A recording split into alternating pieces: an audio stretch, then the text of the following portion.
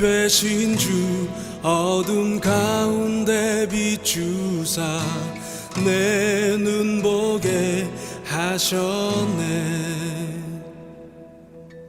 예배하는 선한 마음 주시고 참 소망이 되셨네. 나 주를 경배하리 엎드려 절하며 고백해 주 나의 하나님. 오 사랑스런 주님 존귀한 예수님 아름답고 놀라우신 주. 만유의 주 만유의 주 높임을 받으소서. 영광 중에 계신 주 겸손하게 낮고 천한 이 땅에 사랑으로 오신 주.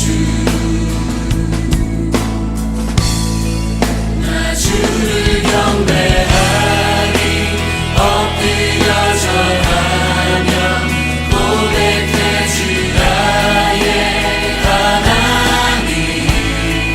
오 사랑스런 주님 존귀한 예수님 아름답고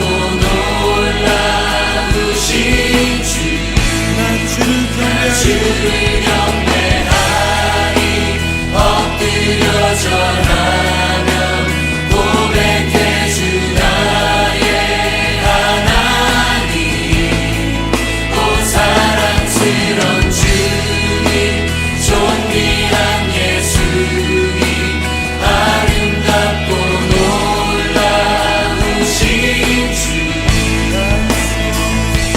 알 수 없네 주의 은혜 내 죄 위한 주 십자가.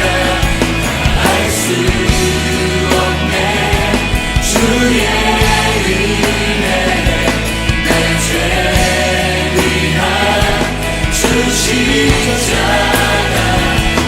알 수 없네 주의 은혜 내 죄 위한 주 십자가. 알 수 없네 주의 은혜 내 죄 위한 주 십자가.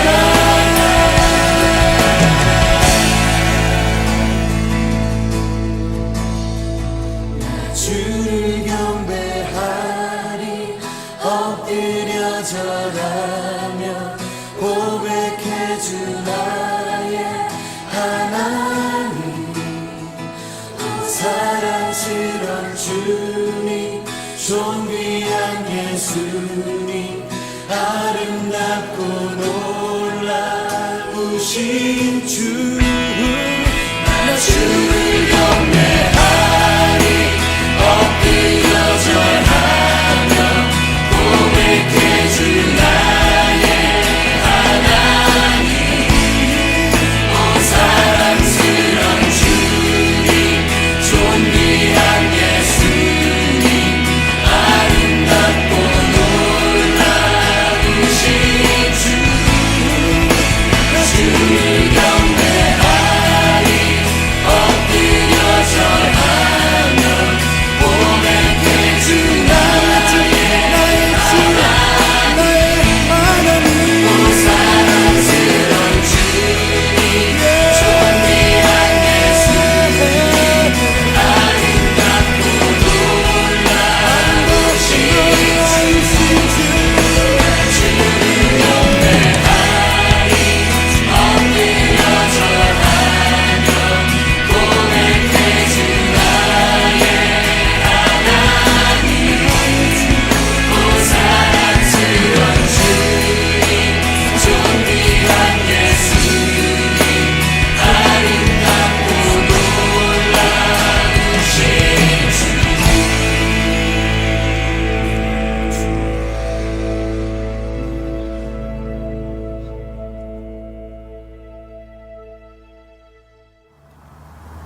평안하십니까? 오늘은 고난주간 둘째 날 어두운 세상에서 빛 되신 예수님을 따르라는 제목으로 함께 은혜를 나누고자 합니다. 오늘 본문은 요한복음 12장 44절에서 50절 말씀입니다.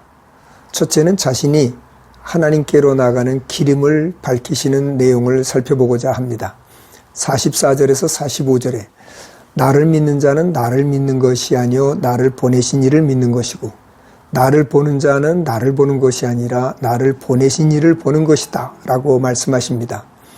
이 말씀은 예수님께서 하나님이시라는 간접적인 증거인데요. 이 말씀을 들었던 유대인들은 굉장히 충격을 받았겠죠. 예수님은 하나님의 아들로서 하나님의 보냄을 받으신 분이고 하나님의 말씀을 듣고 전했고 하나님이 행하신 일을 보고 행하고 하나님의 뜻을 전했습니다. 요한복음 7장 16절에는 내 교훈은 내 것이 아니요 나를 보내신 이의 것이다. 또 8장 26절에는 내가 너희에게 대하여 말하고 판단할 것이 많으나 나를 보내신 이가 참되시며 내가 그에게 들은 것을 세상에 말한다 라고 하셨습니다. 그렇게 예수님을 믿는 것은 하나님을 믿는 것이고 예수님을 보는 것은 하나님을 보는 것이다 라는 말이죠. 곧 예수님은 하나님을 믿는 통로라는 것입니다.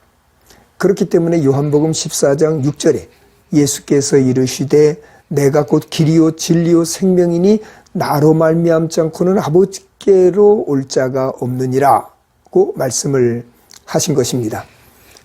예수님을 믿지 않는 것은 곧 하나님을 믿지 않는 것입니다. 요한복음 3장 18절에 이미 예수님을 믿지 않는 자, 독생자이신 예수님을 믿지 않는 자는 벌써 심판을 받은 것이다 라고 말씀을 하셨습니다. 예수님께서 하나님께로 나아가는 하나님을 믿는 통로가 되셨듯이 우리들도 사람들에게 하나님을 믿는 통로, 곧 축복의 통로로서 살아가야만 될 것입니다. 요한복음 13장 35절에는 너희가 서로 사랑하면 이로써 모든 사람이 너희가 내 제자인 줄 알리라 하셨고 마태복음 5장 16절에는 이같이 너희 빛이 사람 앞에 비치게 해서 그들로 너의 착한 행실을 보고 하나님께 영광을 돌리게 하라 말씀을 하셨습니다. 축복의 통로로서 하나님을 소개하는 소개자로서 예수님을 따르는 이들이 되어야 되겠죠. 두 번째는 자신이 빛으로 오셨다라고 말씀하셨습니다. 46절에 나는 빛으로 세상에 왔나니 무릇 나를 믿는 자로 어둠에 거하지 않게 하려 함이다. 예수님은 죄로 얼룩진 어두운 세상에 생명을 주시고 우리로 하여금 행복하게 살도록 하기 위해서 이 땅에 빛으로 오셨습니다. 그러나 예수님은 그를 영접하지 않았습니다. 빛으로 오신 예수님은 믿는 자들이 어둠에 속하기를 원치 않으십니다. 어둠에 속한 사람들은 어떤 사람들일까요? 갈라디아서 5장 19절에서 21절에 말하는 육체의 일을 행하는 사람들, 음행, 호색, 우상숭배, 또 원수 맺는 것, 분쟁, 시기, 분냄, 당짓는 것, 분열, 이단, 투기, 술취함, 방탕 등 죄를 짓는 사람들, 죄에 매여 사는 사람들, 더 나아가서 근심과 걱정, 절망과 좌절, 불평과 원망이 지배하는 상태를 말합니다. 이런 속에서 사는 사람들, 어둠에 거한 사람들이죠. 그러나 믿는 자는 이런 어둠에 속하지 않고 하나님의 은혜에 머무는 사람들입니다. 요한복음 12장 36절에 빛의 아들로서 죄와는 거리가 먼 사람을 말하는 것이고 갈라디아서 5장 22절에서 23절 말씀처럼 사랑과 희락과 화평과 오래 참음과 자비와 양성과 충성과 온유와 절제, 이와 같은 성령의 열매가 풍성한 삶을 사는 사람들입니다. 그렇다고 믿는 자들이 세상을 등지는 것이 아니죠. 어두운 세상 가운데 머물러 살지만 어둠에 속하지 않은 채 빛으로 살아갑니다. 세상이 빛으로 오신 예수님을 거부했듯이 우리가 어두운 가운데 빛의 아들로서 살고자 하면 세상은 우리를 거부하고 핍박합니다. 그러나 핍박이 오더라도 그 빛을 감추지 말고 드러낼 때 하나님의 영광이 드러나게 됩니다.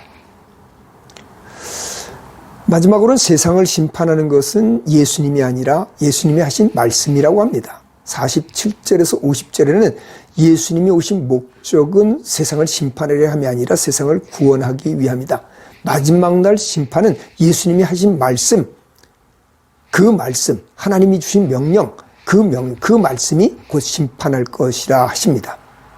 이 말씀은, 예수님의 말씀은 하나님의 명령이고 예수님의 말씀은 곧 하나님의 말씀입니다. 그렇기 때문에 하나님의 말씀에 순종하면, 예수님의 말씀에 순종하면 영생을 얻고 그 말씀을 거부하는 사람은 그 말씀에 기초해서 심판을 받아서 지옥에 갈 수밖에 없다는 말이죠. 교통법규를 위반하면 그 법에 의해서 처벌을 받듯이 하나님의 말씀을 거역하면, 예수님 말씀을 거역하면 그 말씀에 따라 심판을 받고 처벌을 받게 됩니다. 말씀이 우리의 삶의 기준이고 법이기 때문입니다. 세상은 하나님의 말씀을 무시할 뿐만 아니라 거스려 살아갑니다. 세상은 자기를 사랑하고 자기중심적이고 자기 이익을 위해서 살아갑니다. 자기와 마음이 맞는 사람들이 모여서 집단 이기주의를 형성하고 자기들을 반대하는 사람들을 거부하고 비방하고 따돌립니다. 그러나 믿는 사람들은 어떻게 살아갑니까? 우리 주님께서 말씀하신 대로 오른편 뺨을 치거든 그러면 왼뺨도 돌려대고 겉옷을 달라 하는 이에게 속옷도 내주고 더 나가서 우리를 가고자 하는 자에게 십리를 동행하라고 말씀하셨습니다. 철저하게 나 중심이 아니라 다른 사람 중심으로 다른 사람을 섬기며 살아가기를 원하고 계십니다. 그때 이 세상에서 빛을 발하여 하나님께 영광을 돌리게 된다는 이야기죠. 이 고난주간 길 대신 예수, 빛 대신 예수를 따르는, 그래서 하나님의 영광을 드러내는 귀한 성도들이 되기를 간절히 바랍니다.